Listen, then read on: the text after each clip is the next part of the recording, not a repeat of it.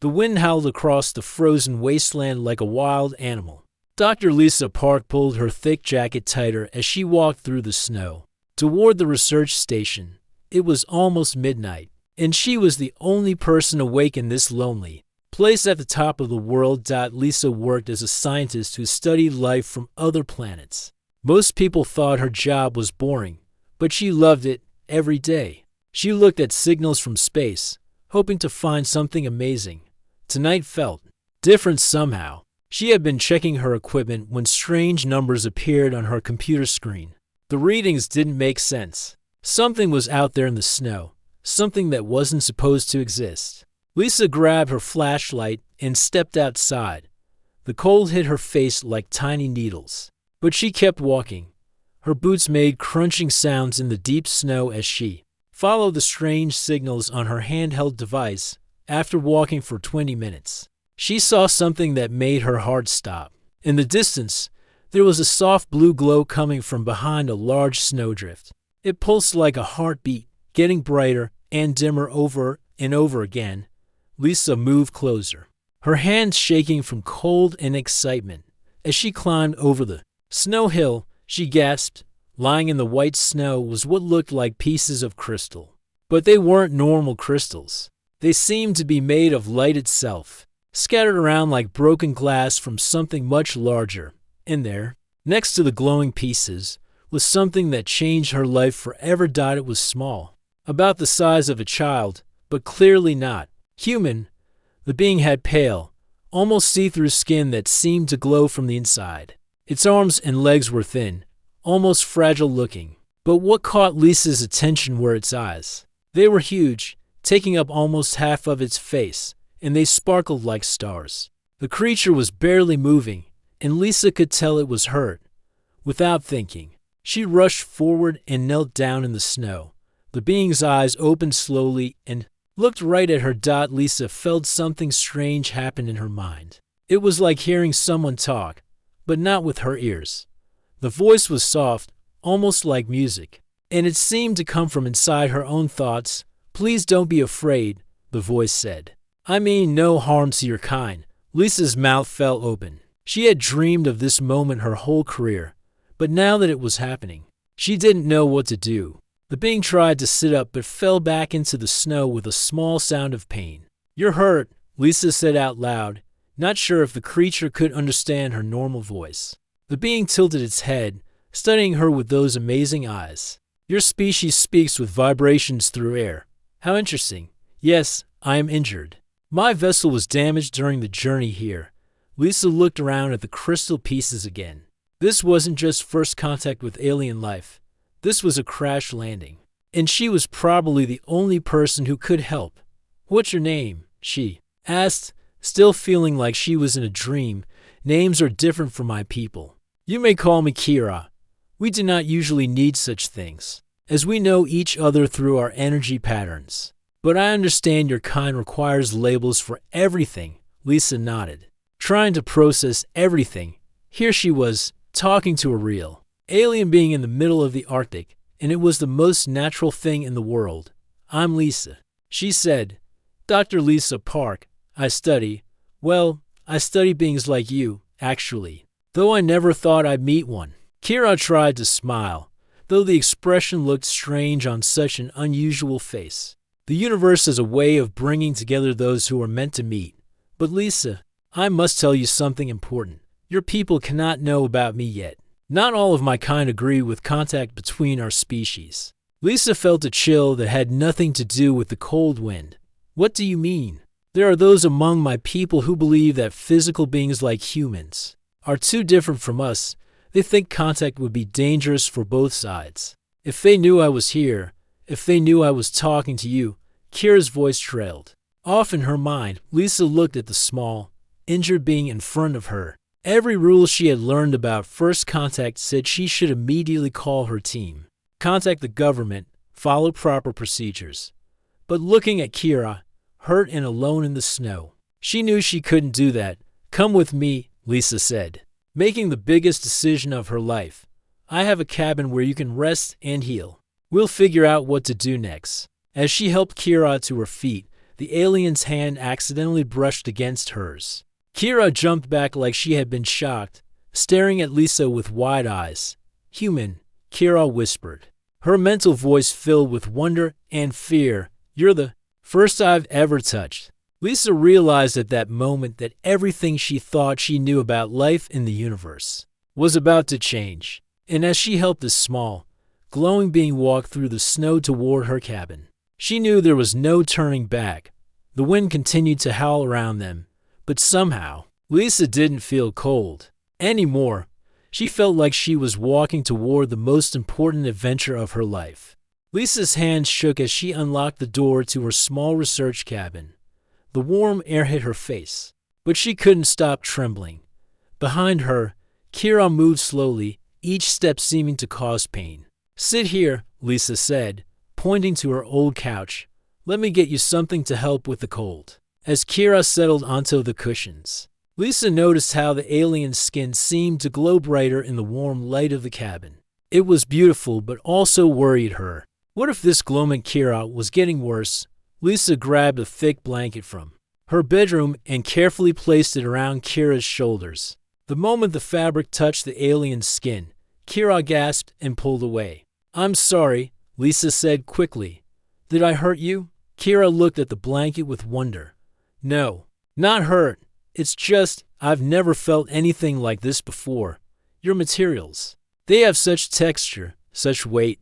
On my world, we don't use physical objects like this." Lisa sat down in the chair across from Kira, trying to understand. "What is your world like?" Kira's large eyes seemed to glow as she spoke through Lisa's mind. "We exist as energy beings. We flow through our world like light, through water. We don't need homes or clothes or food like you do. We simply are." "Then how did you get here?" "In a ship.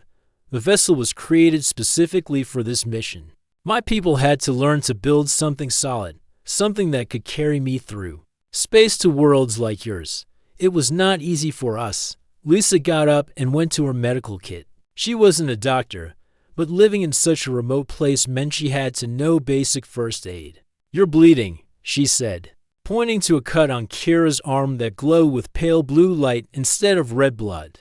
"May I clean this for you?" Lisa asked, holding up a cotton pad and antiseptic. Kira hesitated. "Your people's medicine, will it work on me?" "I don't know," Lisa admitted, "but we have to try something." Very slowly, Lisa approached with the cotton pad. When it touched Kira's skin, the alien made a small sound of surprise. "It's cold," Kira said, "and wet." Such strange sensations. As Lisa worked, she could feel Kira watching her every movement. "Why are you helping me?" Kira asked. "Your protocols surely require you to contact your authorities." Lisa paused in her work. "You're right. I should be calling my team leader right now. I should be following emergency procedures for first contact. But, you're hurt and scared. You asked me not to tell anyone because it might put you in danger." "What kind of person would I be if I ignored that?"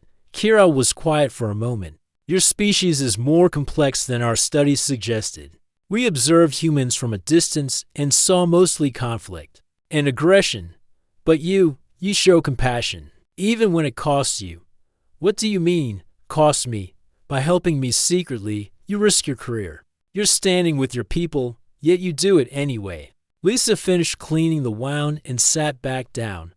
Maybe some things are more important than careers. Over the next few hours, Lisa learned amazing things about Kira's world. The aliens lived in cities of pure light, floating in the atmosphere of a planet covered entirely by ocean. They shared thoughts and emotions directly, never knowing loneliness, but also never experiencing true privacy. "We are always together," Kira explained, "always connected to the collective consciousness of our people. Being here, alone in this solid body, it's the first time I've experienced true individual thought." "Is it scary?" Lisa asked. "Terrifying," Kira admitted, "but also wonderful. I can think thoughts that are only mine. I can make choices without the influence of thousands of other minds." As the night went on, Lisa showed Kira simple things around the cabin. She watched in amazement as Kira touched a wooden table and marveled at its roughness. tasted water, and was shocked by its coolness. Felt the warmth from the fireplace and laughed with pure joy. Everything is so intense, Kira said. Your world is full of sensations we never imagined. But Lisa noticed something troubling. Each time she tried to help Kira with something, each physical contact seemed to cause the alien to react with surprise and sometimes fear. Kira, Lisa said carefully, when you touched my hand earlier, you seemed shocked. Have you really never touched another being before? Kira's glow dimmed slightly. On my world, we don't have bodies like this. We exist as pure energy. Touch, as you understand it, doesn't exist for us. When I volunteered for this mission, they had to create this physical form for me. Everything about existing in matter is new. So when you said I was the first you'd ever touch, you are the first solid being I have ever made physical contact with. My people fear that such contact might change us, might corrupt our pure energy state. That's why some of them oppose missions like mine. Lisa felt the weight of this revelation. She was not just Kira's first human contact, but Kira's first contact with physical reality itself. Are you afraid of changing? Lisa asked. Kira looked at her hands, flexing her fingers as if seeing them for the first time. I was, but now, I think maybe change isn't always something to fear. Outside, the wind was getting stronger, and Lisa knew that by morning, her colleagues would notice her absence from the morning briefing. She would have to make up excuses, create false reports, lie to people she respected. But looking at Kira, who was experiencing the wonder of physical existence for the first time, Lisa knew she would do whatever it took to protect this miraculous being. We'll figure this out together, Lisa said. But for now, you need to rest and heal. As Kira settled onto the couch, still marveling at the softness of the cushions, Lisa realized that her life had divided into two parts before this moment, and everything that would come after. She was no longer just a scientist studying alien life. She had become the protector of a being whose very existence challenged everything both their species believed about the universe. 3 days had passed since Lisa found Kira in the snow. Each morning, she woke up wondering if it had all been a dream. But then she would see Kira sitting by the window, watching the sunrise with the wonder of someone seeing it for the first time. Lisa had become an expert at making excuses. She told her team that she was working on a personal research project that required her to stay at her cabin. She made extra trips to the supply room, taking food and medical supplies without anyone asking questions. You seem different today, Kira said on the third morning, her voice appearing in Lisa's mind as she made breakfast. Different how? Lisa asked, cracking eggs into a pan. Your energy feels heavier, like you're carrying a burden, Lisa sighed. Kira was getting better at reading human emotions, which was both amazing and concerning. I had to lie to my friend Tom yesterday. He wanted to check on me, and I had to tell him I was sick so he wouldn't come here. Kira watched as Lisa cooked, fascinated by the process. Lying troubles your species greatly, doesn't it? Most humans don't like lying, especially to people they care about. It makes us feel guilty. Guilt, Kira repeated the word slowly. We don't have this emotion on my world. When the collective makes decisions, there's no individual responsibility for the outcome. Lisa brought her plate to the table. Over the past few days, she had tried to get Kira to eat human food, but the alien's body seemed to get energy directly from light and heat instead. Do you miss it? Lisa asked. Your world, I mean. Kira moved to the window again, pressing her hand against the glass. Lisa had noticed she did this often, as if the sensation of the cold, smooth surface fascinated her. I thought I would, Kira said. But every day here, I discover new things. Yesterday, when you showed me how water becomes ice, I spent hours touching ice cubes, amazed that something could be both hard and cold at the same time. Lisa smiled. Watching Kira experience simple things with such joy had changed how she saw her own world. She had started noticing the texture of her coffee mug, the warmth of sunlight through the window, the way snow crunched under her feet. Kira, Lisa said carefully, you said some of your people don't approve of contact with humans. What exactly did you mean? Kira turned away from the window, her expression growing serious. My people are divided into two groups. The explorers, like me, believe that contact with physical beings could help us grow and learn new ways of existing. But the purists believe that any contact with matter-based life forms will contaminate our energy and destroy what we are. Contaminate? Lisa felt a chill. They think we're dangerous? They think physical contact changes us in ways we can't control. And Kira hesitated. They're not entirely wrong. Lisa set down her coffee cup.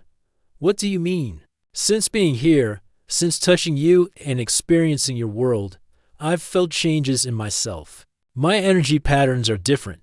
I think differently. Now, the collective connection to my people is becoming weaker. Is that bad? Kira walked over and sat on the couch, pulling the blanket around her shoulders. Over the past few days, she had grown to love the feeling of soft fabric against her skin.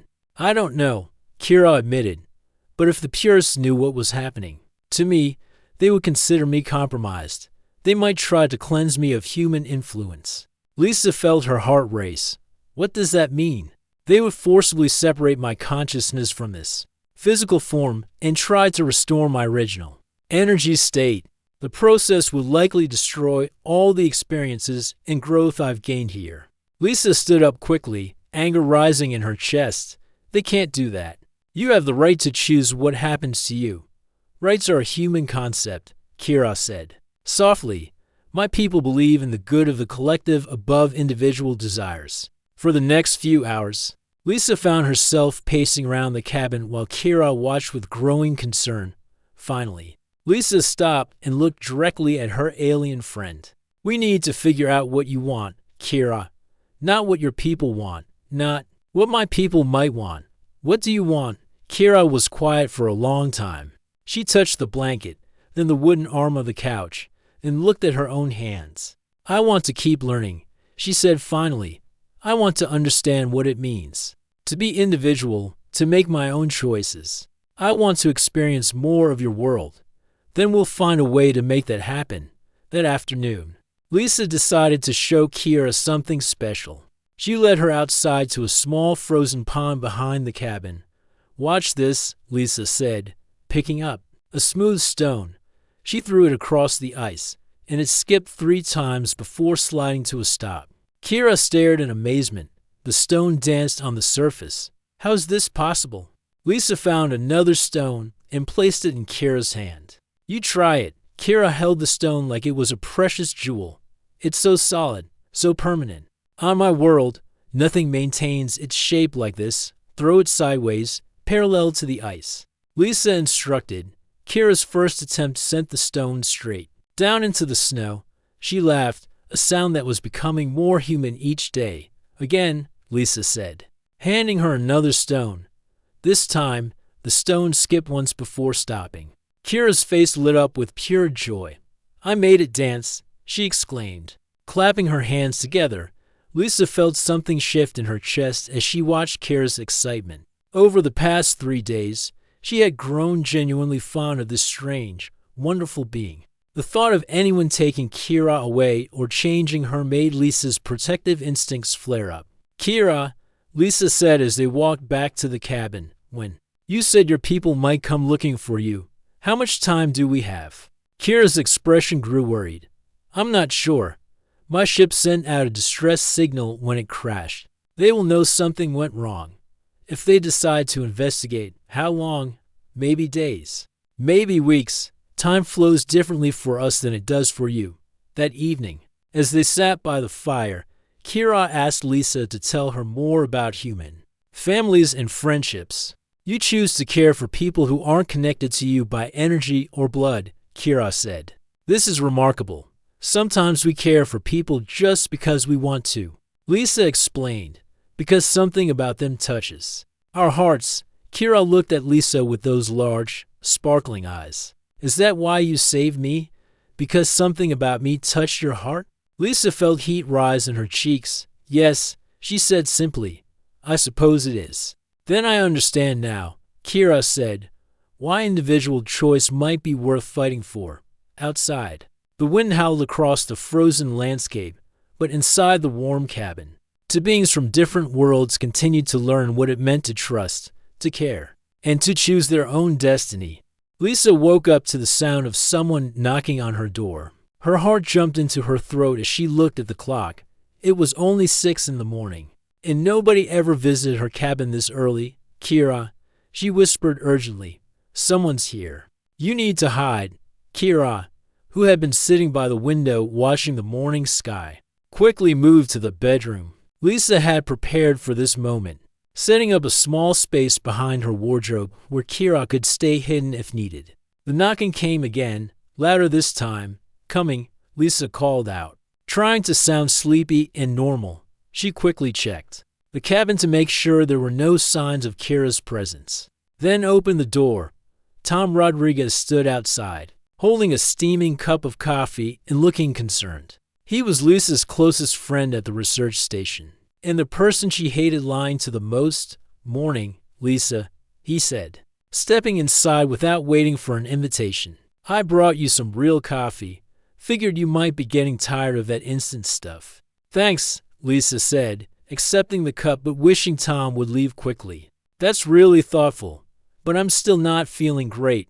Maybe you should keep your distance. Tom studied her face carefully. You know, for someone who's been sick for 4 days, you look remarkably healthy. Lisa's stomach dropped. Tom was smart, and he was starting to put pieces together.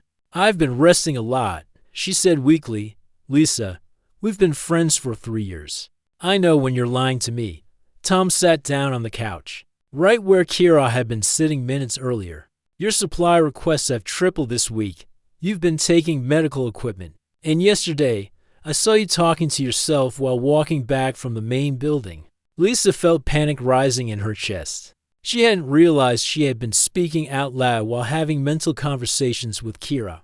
I don't know what you're talking about, she said, but her voice shook. Tom leaned forward. Lisa, whatever's going on, you can trust me. Are you in some kind of trouble? Did you find something out there that you're not supposed to have? Lisa looked at her friend's worried face and felt terrible. Tom genuinely cared about her, and she had been lying to him for days. But she couldn't risk Kira's safety. I'm fine. Tom, really, I just need some time alone. Tom stood up, looking hurt and frustrated. Okay, Lisa, but if you change your mind, you know where to find me. After he left, Lisa locked the door and called softly to Kira. It's safe now. Kira emerged from the bedroom, her expression troubled. Your friend suspects something. I know. Tom's too smart for his own good sometimes. You care about him very much, Kira observed. I could feel your distress when you had to deceive him. Lisa nodded. He's been like a brother to me since I started working here. This is killing me. That afternoon, things got worse. Lisa was working at her computer when an urgent alert flashed on her screen. The main research station had detected unusual energy readings in the area where Lisa found Kira. Her hand shook as she read the report. A team was being organized to investigate the anomaly. They would find the crash site within hours. Kira, Lisa said, her voice tight with worry. We have a problem. After explaining the situation, Lisa watched as Kira's glow dimmed with fear. If they find the remains of my vessel, they'll know an alien craft crashed here, Kira said. They'll search everywhere until they find me. Maybe we can move you somewhere else, Lisa suggested. There are other cabins, abandoned mining sites, Lisa. Kira interrupted gently. There's something I haven't told you. Lisa felt her heart sink. What? My people. They're already coming. I received a message through my ship's communication system this morning. 3 vessels left my world 2 days ago. They'll be here soon. Why didn't you tell me? Because I was hoping we'd find another solution. But now Kira moved to the window, looking up at the sky. I have to make a choice that will affect both our worlds. Before Lisa could ask what she meant, there was another knock at the door. This time it wasn't polite morning knocking. It was the sharp, official knock of authority. Dr. Park, came a voice from outside. This is Director Williams. Please open the door. Lisa's blood ran cold. Director Williams was the head of the entire research facility. He never came to individual cabins unless something serious was happening. What do I do? Lisa whispered to Kira. Let them in. Kira said quietly, it's time. No, I won't let them take you. Lisa, listen to me. Kira took Lisa's hands in her own, and Lisa noticed that the alien's skin felt warmer than before. These past days with you have been the most wonderful of my existence. You've shown me what it means to choose, to care, to be individual. But I can't let you destroy your life protecting me. Dr. Park. The voice outside was getting impatient. We know you're in there. We need to speak with you immediately. Lisa looked into Kira's large, sparkling eyes and saw something new there. Determination, courage. The same qualities that had made Kira volunteer for this dangerous mission in the first place. I have a plan, Kira said, but you have to trust me. I do trust you. Then open the door. With her heart pounding, Lisa walked to the door and opened it. Director Williams stood there with Tom and the security officers behind them. She could see several other staff members. From the research station, Dr. Park, Director Williams said, stepping inside without permission, we need to discuss some unusual readings we've detected in this area. As the group entered the cabin, Lisa felt like time was moving in slow motion. This was it. After days of secrets and lies, everything was about to come out. Then Kira stepped out from behind the bedroom door. The silence that followed was deafening. Tom's coffee cup fell from his hand and shattered on the floor. Director Williams's mouth fell open. The security officers reached for equipment they didn't have. Hello, Kira said in perfect English, speaking aloud for the first time since Lisa had known her. Her voice was musical, like wind chimes in a gentle breeze. I'm Kira. I believe you've been looking for me. Director Williams found his voice first. Dear God, Lisa, what have you done? She saved my life. Kira answered before Lisa could speak. When my vessel was damaged during landing, Dr. Park found me injured in the snow. Instead of following your protocols, she chose compassion. Lisa watched as her entire world changed in that moment. Her career, her reputation, her relationships with her colleagues, everything was different now. But as she looked at Kira standing there with dignity and grace, speaking to the humans without fear, Lisa realized something important. She wasn't sorry, not even a little bit. Dr. Park, Director Williams said slowly, you've made contact with an extraterrestrial being and failed to report it. Do you understand the magnitude of what you've done? Yes, Lisa said firmly. I understand perfectly. And I'd do it again. Tom stepped forward, his eyes wide with amazement as he stared at Kira. Lisa, this is the discovery of the century. How long has she been here? For days, Lisa answered. For days. Director Williams's voice rose. You've had first contact with alien life for days and said nothing. Before Lisa could answer, Kira raised her hand. If I may interrupt, Dr. Park's actions may have prevented a much larger problem. My people are coming, and not all of them are as peaceful as I am. The next few hours felt like a whirlwind. The research station became chaos as news of Kira's presence spread. Director Williams immediately contacted government officials. While Tom helped set up communication equipment, Lisa stayed close to Kira, worried about how her friend was handling all the attention. Are you okay? Lisa asked quietly as scientists and officials filled her small cabin. I'm frightened, Kira admitted, speaking through their mental connection so others couldn't hear. But not of your people. I'm afraid of what's coming, as if summoned by her words. Kira suddenly stiffened and looked toward the sky. Her glow brightened dramatically, and everyone in the room stopped talking. They're here, Kira whispered. Outside, the morning sky began to change. What looked like 3 shooting stars appeared on the horizon. But they weren't falling. They were slowing down, getting larger and brighter as they approached. Everyone stay calm, Director Williams ordered, but his own voice was shaking. The ships landed in the field behind the research station without making a sound. They weren't solid like human spacecraft. Instead, they looked like they were made of crystallized light, shifting and pulsing with rainbow colors. Kira stood up slowly. I need to go out there. They've come for me.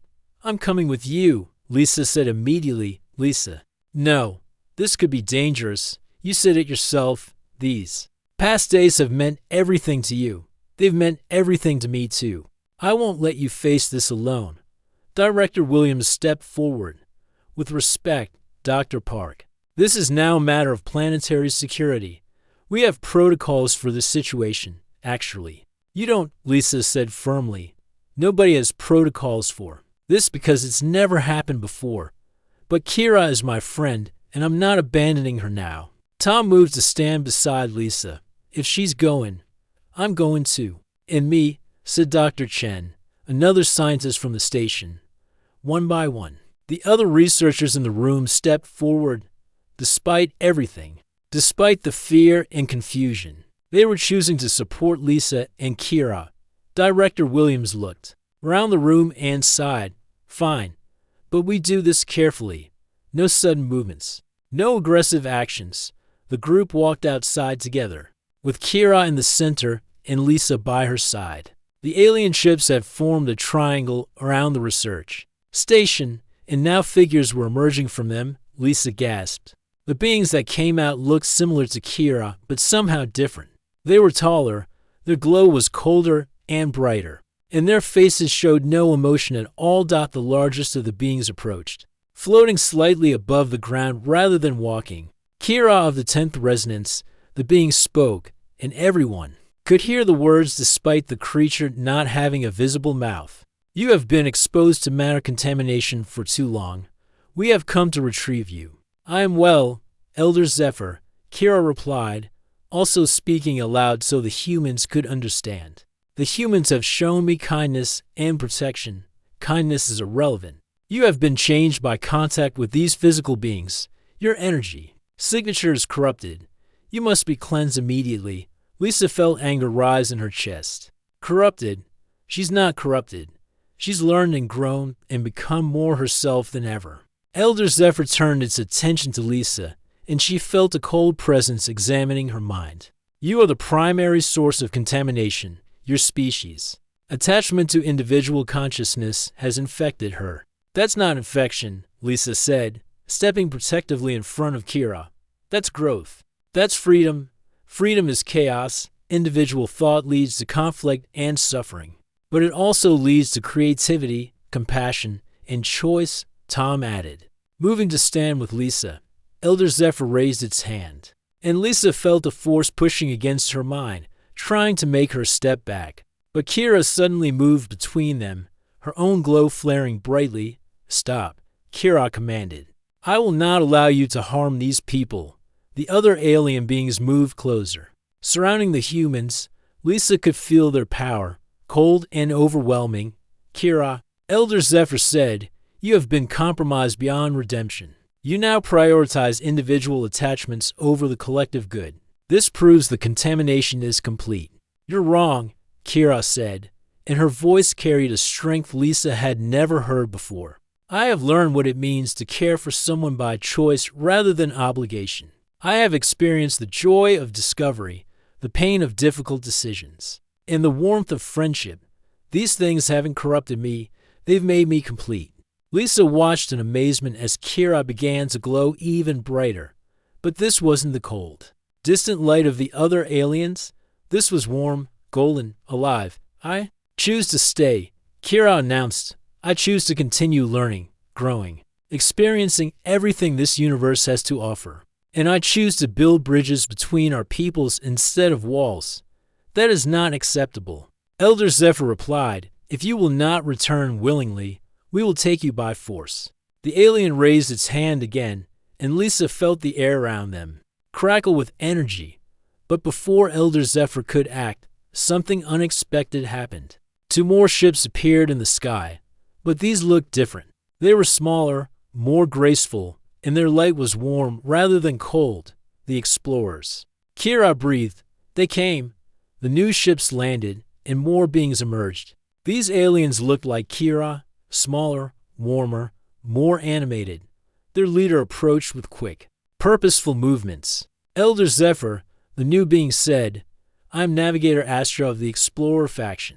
We have come to offer Kira sanctuary and to propose a new relationship with the human species. The council will never approve, Elder Zephyr said coldly. The council is already changing their minds, Astra replied. Kira's transmissions about human society have sparked great interest among our people. Many want to learn more about individual consciousness and choice. Lisa looked back and forth between the aliens, trying to understand what was happening. Kira turned to her with glowing eyes full of hope. Lisa, the explorers want to establish a peaceful embassy here on Earth. They want to learn from humans, while teaching us about their science and culture, and they want me to be the first ambassador. Kira continued, because I've already learned to bridge both worlds. Elder Zephyr's light flickered with what might have been anger. This is unacceptable. Contact with physical beings will destroy our purity. Our purity was making us stagnant. Astra replied, Kira has shown us that growth comes from embracing new experiences, not hiding from them. Lisa stepped forward, looking directly at Elder Zephyr. Your people have a choice. Just like we do. You can choose fear and isolation, or you can choose courage and growth. Kira chose courage. For a long moment, nobody moved. The tension in the air was thick enough to cut. Then, slowly, Elder Zephyr stepped back. The council will hear of this decision, the elder said, but we will not act against the will of the explorer faction.